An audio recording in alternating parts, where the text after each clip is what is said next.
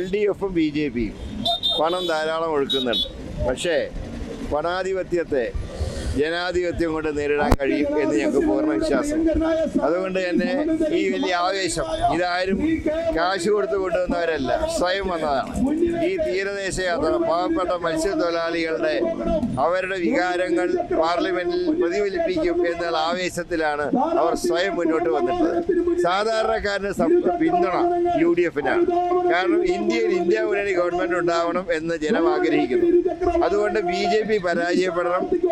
പരോക്ഷമായി BJPയെ സഹായിക്കുന്ന ഇടതുപക്ഷം പരാജയപ്പെടണം. കാരണം കേരളത്തിൽ ഒരു BJP സ്റ്റാൻഡാണ് മുഖ്യമന്ത്രി പിണറായി വിജയൻ സ്വീകരിച്ചുകൊണ്ടിരിക്കുന്നത്.